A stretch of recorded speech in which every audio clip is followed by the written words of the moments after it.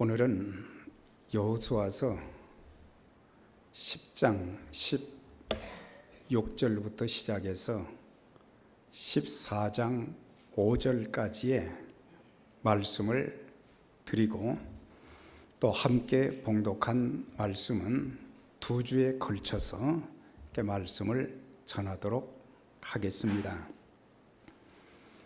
가나안 땅에서의 7년간의 기간은 전쟁의 역사였다는 것을 우리가 알 수가 있습니다.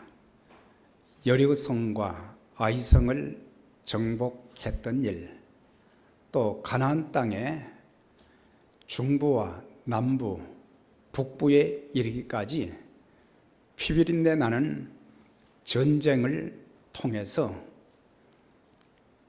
교훈해 주는 것은 단순히 땅만 차지하기 위한 그런 전쟁이 아니라 가나안 땅에 살고 있는 모든 족속들이 우상 숭배하고 하나님을 대적하는 그런 악의 세력을 제거하는 그런 과정으로 우리가 이 전쟁의 역사를 이해해야 되는 것입니다. 가나안 전쟁을 통해서 우리에게 주시는 두 가지의 교훈이 있습니다. 하나는 가나안족을 멸함으로 악을 그 땅에서 제거하듯이 우리가 무슨 일보다 무엇을 하기보다 더 중요한 것은 먼저 우리 마음속에 있는 모든 죄악이 제거되어야 한다는 것을 가르쳐 주고 있습니다. 하나님께서는 모세를 통해서 신명기 7장과 신명기 20장을 통해서 설교하게 하신 중요한 내용이 있었어요. 그것은 너희가 이제 하나님의 인도하심 속에 그 땅에 들어가거든 중요한 것을 기억하라.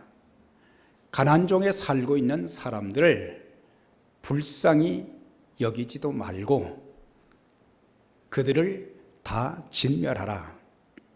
호흡이 있는 자는 하나도 살려두지 말라.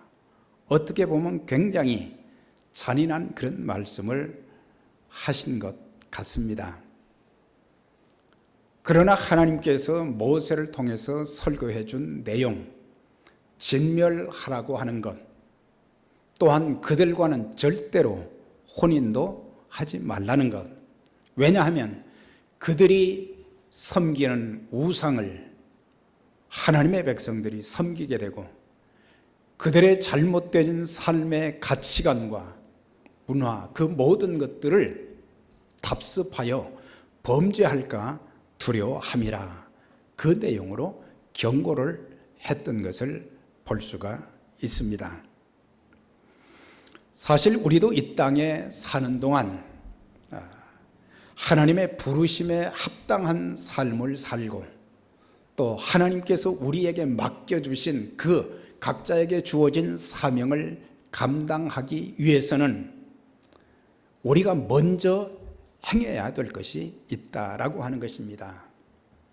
그것은 우리의 마음속에 있는 죄악들, 다른 사람들이 내 마음속에 꽁꽁 숨겨놓았던 죄들, 남들이 보지 못하는 그 죄들을 제거하고 하나님과의 관계가 바로 회복이 되어진 후에 우리가 복음에 합당한 삶을 통해서 변화도 있게 되어지고 하나님이 주신 사명도 감당할 수 있기 때문이다.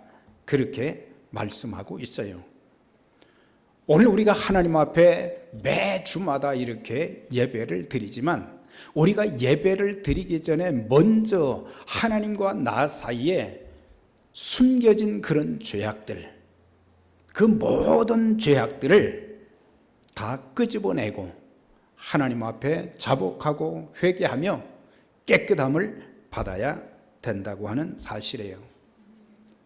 사실 숨겨진 죄악들, 미움과 다툼과 분냄과 당지는 것과 술수와 음란과 거짓말과 속이는 것과 그 외에 불순종하는 요소들이 남들이 잘 보지 못하는, 남들이 잘 알지 못하는 하나님만 아시는 그 죄악을 우리는 숨겨놓은 채 하나님 앞에 예배를 드리며 내 자신을 드리겠다, 이렇게 고백할 때가 많은데, 그런 모든 죄악들을 우리는 하나도 남김없이 그것을 찾아내서 아무리 생각해도 안 나오면 성령님께 요청을 해야 돼요. 성령님, 제 마음속에 아직도 숨겨놓은 것들, 이것들 때문에 내 삶이 형통하지 못하는 것은 아닌지 생각나게 해 주셔서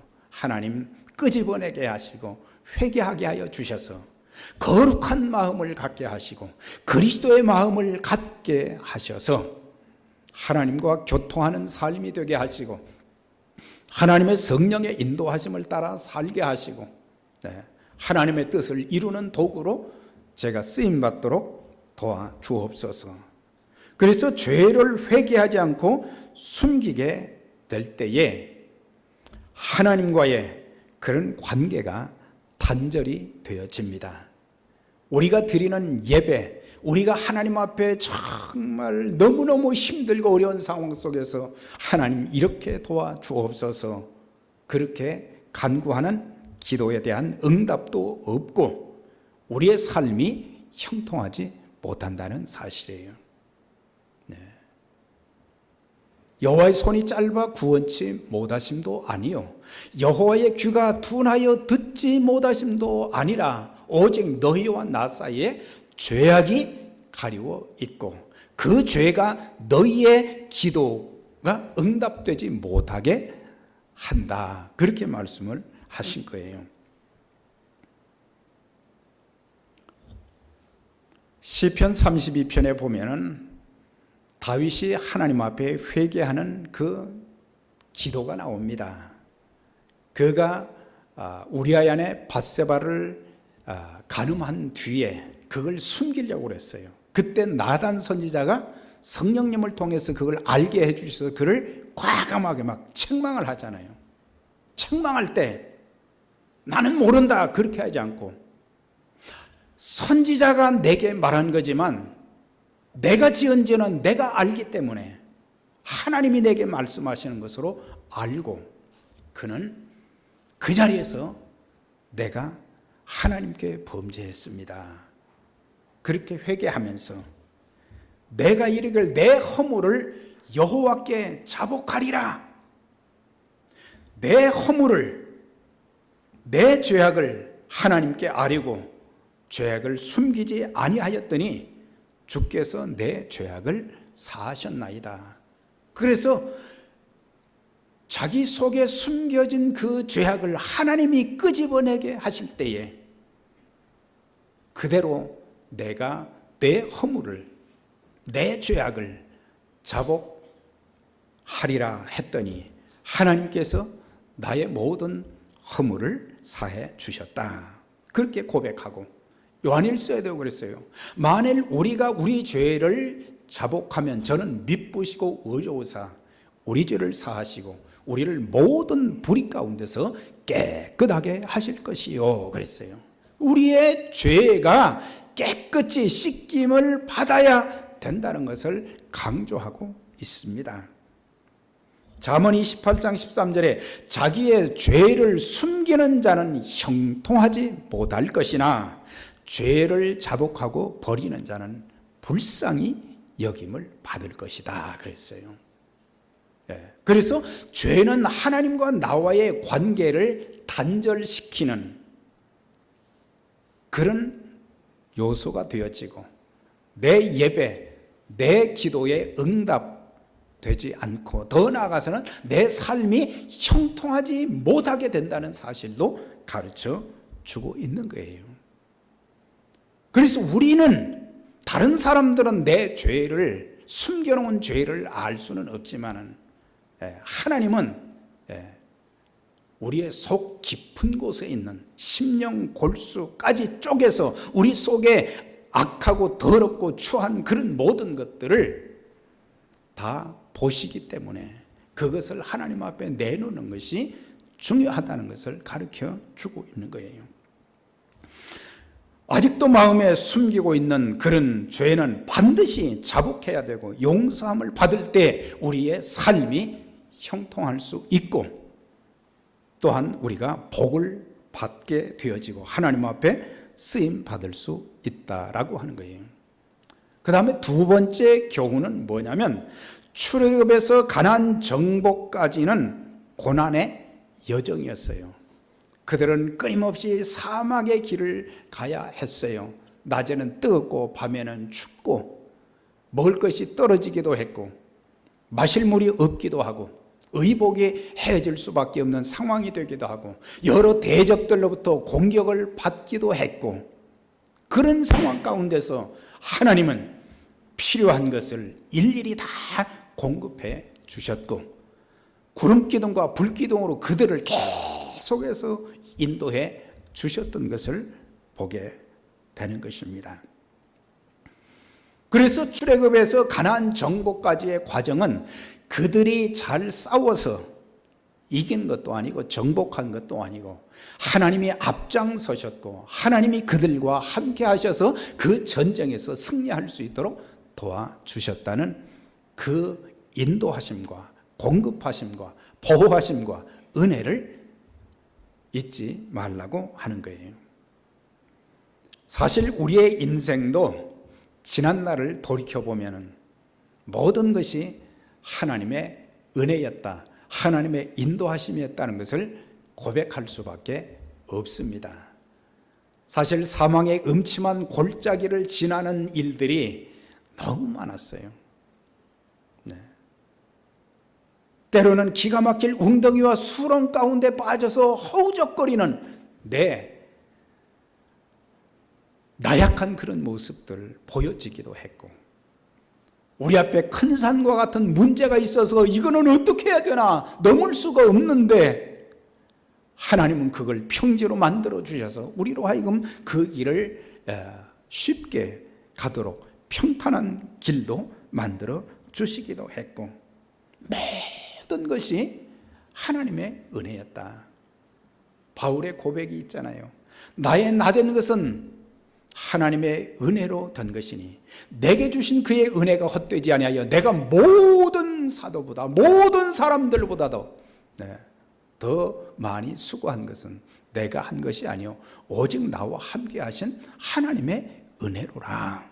모든 것이 하나님의 은혜였음을 여러분들이 한국 땅에서 살다가 또 미국 땅에 왔고 미국 땅에서 살면서 참 기가 막힐 일들을 얼마나 많이 우리가 겪었어요. 내 앞에 아무것도 보장된 것이 없을 때에 하나님은 기가 막힌 방법으로 우리와 함께 하시고 우리의 길을 인도하시고 우리의 문제를 해결해 주시고 그런 것들이 너무너무 놀라운데 그래서 이 가나안 정복을 통해서 우리에게 두 가지의 중요한 교훈을 가르쳐 주고 있어요. 이제 13장부터는 가나안 땅을 정복하기 위해서 7년 동안 전쟁을 했는데 사실은 아직도 정복할 땅이 굉장히 많이 있었다 그랬어요. 그러면서 하나님께서 13장부터는 여호수아에게 땅을 분배하라 그 내용이 나옵니다. 물론 19장까지 땅을 분배하는 12지파에게 땅을 분배하는 그런 내용들이 나오는데 13장 1절과 6절에 보면 여호수아가 나이 많아 늙음에 그에게 이르시되 너는 나이 많아 늙었고 얻을 땅이 매우 많이 남아있도다. 너는 내가 명령한 대로 그 땅을 이스라엘 자손에게 분배하여 기업이 되게 하라. 그러니까 정복한 땅도 있고 아직 정복하지 못한 그런 땅도 이제 12지파에게 분배를 하라. 그 말씀을 하셨어요. 7년 전쟁을 마쳤을 때에 또 하나님이 13장의 말씀을 주셨을 때 여호수아의 나이가 92살 정도 됐어요. 이 말씀 다음에 여호수아 끝장 24장에 보면은 여호수아가 110세에 죽었다. 그러니까 18년 동안을 더 이제 살았던 것을 보게 돼요. 그러니까 92세가 되었을 때 하나님께서 그에게 두 가지를 말씀하신 거예요. 너 나이가 참 많아, 늙었다. 그 다음 두 번째는 내가 이제는 전쟁보다는 땅을 분배하는 그런 일을 해라. 그걸 말씀하신 거예요. 그러니까 여호수아는 자기가 늙는 것을 깨닫지 못했어요. 사실 광야 40년의 그런 기간, 또 가나안 정복 7년 동안 정말 줄기차게 어려운 일들이 그렇게 많은데 모세의 참 뒤를 이어서 그 백성들을 인도하기까지 잠시 눈코 뜰 새 없는 그런 참 힘든 그런 시기를 보내는데, 어떻게 해서 나이가 92살이 될 때까지 내가 늙었다는 것을 모를 정도로 그렇게 열심히 하나님께서 부여하신 사명에 힘썼던 것을 보게 되는 거예요. 그래서 하나님께서 그에게 깨우쳐 주신 것이 여호수아야, 너 이제 늙었어. 그러면서 땅 분배나 해줘. 그걸 말씀하신 거예요. 너는 나이 많아 늙었다. 많은 사람들이 자기가 늙었다는 사실을 별로 실감하지 못합니다. 왜? 사람의 마음은 항상 20대, 30대예요. 청춘 같기 때문에 뭐 70 되신 분, 80 되신 분들에게 늙었다고 그러면 그거 싫어하거든요. 아직도 젊습니다. 그러면 좋아하세요. 남들이 볼 때는 그 사람이 늙었어요. 근데 자기가 볼 때는 안 늙었어요.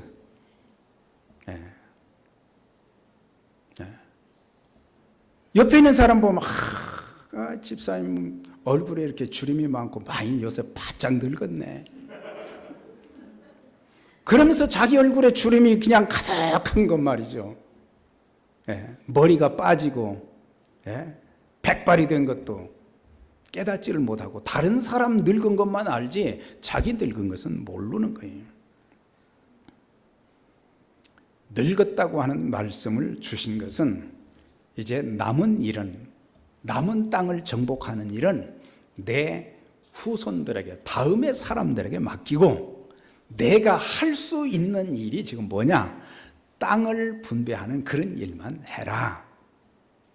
여기서 땅을 분배하여 기업이 되게 하라는 것은 감당할 수 있는 일만 이제 하라고 하는 거예요. 청년에게 노인의 일을 주지 않으시고 노인에게 청년의 일을 하게 하시지는 않는 거예요. 그러니까 젊은 사람들은 자기의 나이에 맞게끔 마음껏 활동해야 되고, 또한 힘든 일은 도맡아서 해야 되고, 그러나 나이 드신 분들은 나는 나이가 많기 때문에 이제는 그동안 내 몸을 너무 많이 썼기 때문에 나는 이제는 쉬고 놀아야 되겠다. 그것도 아니에요. 나이에 걸맞게 내 삶을, 하나님이 주신, 내게 주신 생명의 기회를 무엇인가 주의 일에 쓰임받도록 거기에 합당한 일을 하라고 하는 거예요. 그래서 교회 안에는 어린아이부터 노인에 이르기까지 무엇인가를 움직일 수 있어야 되고, 무언가 주님과 교회를 위해서 할 수 있는 일이 있어야 된다. 뒤에서 젊은이들을 위해서, 교회 사역을 위해서 기도할 수도 있고, 그런데 아무것도 하지 않는다고 하면은 그건 하나님이 왜 생명을 연장시켜 주시는지 그걸 모르는 거예요. 난 나이가 많으니까 쓸모가 없다, 그렇게 하지 말고 남아있는 생명의 기간 동안도 우리는 귀하게 쓰임을 받아야 된다고 하는 거예요. 지난해에 하나님의 부르심을 받았던 방지일 목사님이라는 분이 계셨어요. 그분은 104세까지 사신 분이에요. 그런데 104세가 되셨는데도 그분은 이제 한국 교회에서 은퇴하고 원로 목사가 되고 중국에 가서 20년 동안 또 선교사로 일했고 또 한국에 돌아와서도 나이가 그렇게 많은데도 불구하고 이제 내가 주를 위해서 얼마나 많은 일을 했느냐. 그냥 쉰 것이 아니라 끊임없이 새벽제단을 쌓고 그리고 다리에 힘이 없어서 휠체어에 앉아 있으면서도 계속해서 젊은 후학들, 목사들을 계속해서 말씀을 가르쳤다는 거예요. 그런데 그분이 뉴욕에 오셔서 하신 말씀이 있어요. 나는 내 몸이 닳아질지언정 내 몸이 녹슬게 하지는 않겠다. 그런 말씀을 하셨어요. 그게 많은 목사들의 뇌리 속에 아직도 남아 있어요. 우리의 몸이 닳아 없어질지언정 내 몸이 녹슨다는 것은 아무것도 안 할 때 녹이 슬잖아요. 칼도 말이죠. 안 쓰면 녹이 쓰는 것처럼 우리의 몸도 하나님이 생명 주시고 건강 주시는 동안 열심히 그에 맞게 움직이라고 하는 거예요. 아무것도 하지 않으면 몸은 점점 더 쇠하여져 갈 수밖에 없어요. 우리 몸이 자꾸 움직여야 되는 거예요. 여호수아서 13장은 요단 동편의 땅을 두 지파 반에게 분배했고 14장에서 19장까지는 요단 서편 땅을 9지파 반에게 분배하는 내용이 나옵니다. 그런데 하나님께서 모세에게 너희가 그 땅에 들어가서 땅을 분배하게 될 때에 중요한 원칙을 말씀하셨어요. 민수기 34장 16절 이하에 보면 뭐라고 말씀하셨느냐. 여호와께서 모세에게 이르시되 너희에게 땅을 기업으로 나눌 자의 이름은 이러하니라. 땅을 기업으로 나눠줄 사람은 여호수아 내 혼자 독재하지 말고 제사장 엘르아셀과 같이 하라. 그리고 각 지파에 한 사람씩을 뽑아서 지파의 대표들을 뽑아가지고 제사장 엘르아살 그 다음에 지도자 여호수아 각 지파의 12명과 더불어 그 땅을 분배해라. 그렇게 말씀을 하셨어요. 그래서 여호수아는 민수기 34장의 말씀을 기억하면서 자기 독단적으로 혼자 땅을 분배하지 않고 하나님께서 모세에게 지시하신 대로 제사장 엘르아살 그 다음에 각 지파의 족장들을 구성해서 분배했고 분배 방법은 제비 뽑기를 통해서 했고 그 다음에 레위 지파에게는 땅을 기업으로 안 줬어요. 거할 성과 그 다음에 가축을 주었다 그랬어요. 그러니까 여호수아가 땅을 분배하면서도 과거에 하나님께서 모세에게 말씀하신 대로 그것을 기억하고 그 말씀대로 행했다. 그렇게 말씀해 주고 있어요. 오늘 14장 5절에 이스라엘 자손이 여호와께서 모세에게 명령하신 것과 같이 행하여 그 땅을 나누었더라. 하나님의 말씀대로 했다라고 하는 거예요. 그리스도인들은 이 땅에 살면서 하나님의 말씀대로 살아야 되고 하나님의 말씀대로 행해야 되고 하나님 말씀에 순종해야 된다는 것을 가르쳐 주고 있어요. 하나님께서 여호수아를 지도자로 세우셨을 때에 이런 말씀을 그에게 주셨어요. 너는 말씀을 주야로 묵상하고 기록된 대로 다 지켜 행하라. 그리하면 내 길이 형통하리니. 내 길이 형통하게 되는데 중요한 건 지도자로 세움을 받은 사람들에게 두 가지의 중요한 내용을 말씀하신 거예요. 한 가지는 하나님 말씀을 주야로 묵상하라. 교회의 리더가 되기를 원하는 사람들은 리더가 된 사람들은 무조건 리더가 되려고만 하지 말고 제일 중요한 것은 하나님 말씀을 읽고 묵상하는 일을 먼저 해라. 그래야 하나님의 방법대로 하나님의 뜻대로 살고 하나님의 방법대로 일할 수 있기 때문이에요. 하나님의 말씀은 우리에게 길을 비춰주시기도 하고, 하나님 말씀은 우리에게 놀라운 능력으로 함께해 주시기도 하지만은, 중요한 것은 하나님의 방법대로 우리가 하나님의 뜻대로 사는 것이 중요하고, 하나님의 뜻대로 주의 일을 하는 것이 더 중요하다는 것을 가르쳐 주고 있어요. 네. 직책만 가지고 있지 자기 마음대로 하나님과는 상관이 없이 그렇게 하는 것은 바람직하지 못하다라고 하는 거예요. 또 하나는 기록한 대로 다 지켜 행하라 그랬어요. 우리의 문제가 뭐예요? 설교자의 문제가 뭐겠어요? 말씀은 전하지만 그 말씀대로 살려고 몸부림치는 그게 있어야 되고, 여러분들도 말씀을 얼마나 많이 들었어요? 너무너무 말씀을 많이 들었어요.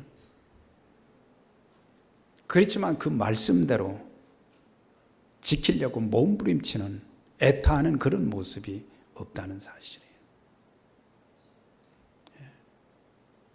그렇기 때문에 우리가 변화를 경험하지 못하게 되고, 우리의 삶 속에 놀라운 기적을 체험하지도 못하고, 하나님이 내 인생을 인도해 주시는 그런 것들을 눈으로 보지도 못하고, 사람들에게 하나님이 나와 함께 하셔서 이렇게 은혜를 주셨고, 이렇게 복을 주셨고, 내 인생을 이렇게 인도해 주셨습니다, 이 간증도 해야 되는데 우리에게 간증이 없다는 사실이에요. 간증이 있어야 되고, 간증이 있어야 되고, 하나님이 나와 함께 하시는,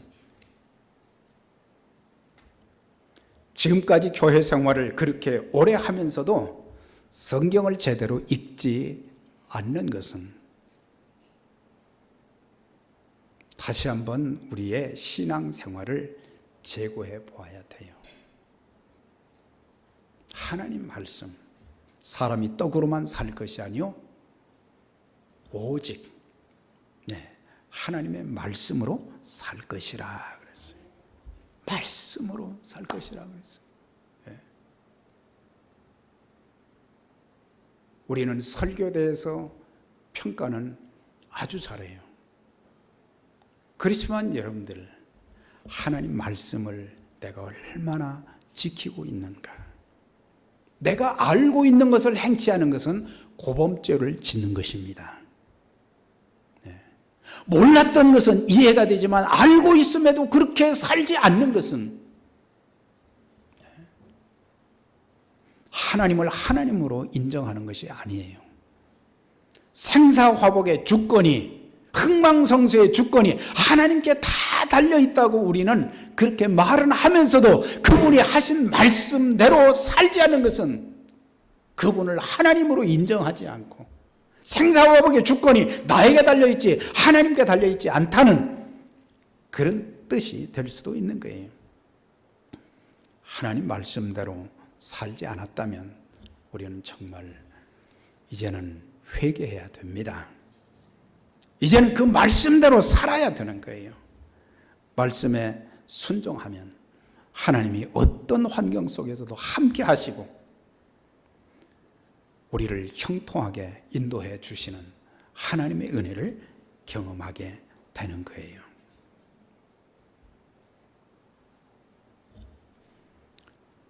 이제 14장 6절부터 이렇게 쭉 보면은 하나님의 말씀을 소중하게 여겼던 사람, 하나님의 능력을 전적으로 의지했던 하나님의 사람, 모든 매사를 믿음으로 행하고 하나님께 자신의 모든 것을 맡기고 살면서 하나님 앞에 귀하게 쓰임받았던 갈렙이라는 사람을 소개하고 있어요.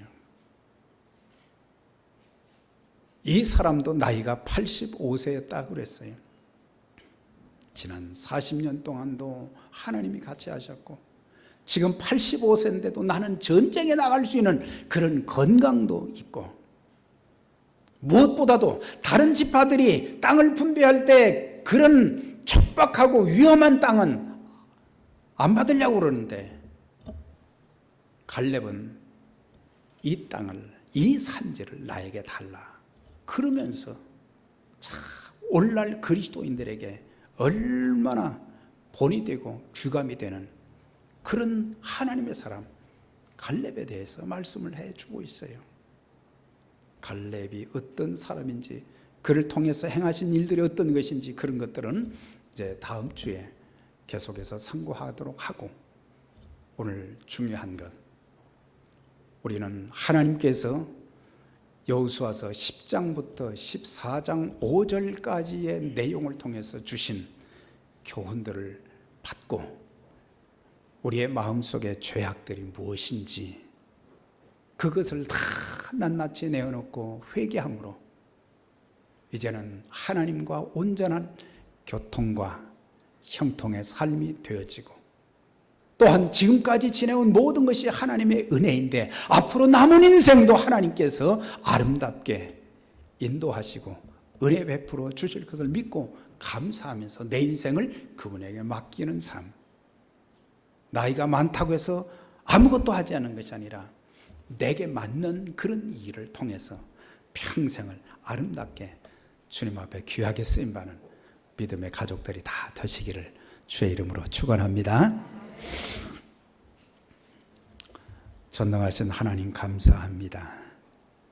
오늘도 하나님께 드려지는 예배와 하나님의 선포되어진 말씀을 통해서 우리에게 교훈하고 가르쳐 주시는 그런 내용을 저희들이 본받게 해 주시고 가슴 깊이 새기게 하셔서 이제는 하나님의 말씀대로 살게 하시되, 우리 속에 죄악을 기뻐하지 아니하시는 하나님, 우리의 숨겨진 죄악을 낱낱이 회개하고 이제는 용서함 받는 그런 삶, 또한 모든 것이 하나님의 은혜임을 고백하고 원망 불평하지 않고 내 삶, 미래의 삶도 하나님께 온전히 맡기는 그런 삶이 되게 하시고, 이제는 내 나이도 알게 하시고 내 나이에 맞는 그런 일들을 찾아서 주님이 원하시는 일에 내 몸에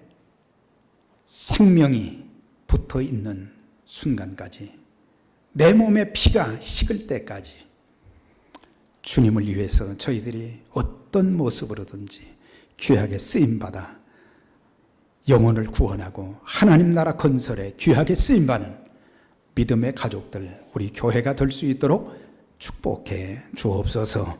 예수님 이름으로 기도드리옵나이다. 아멘.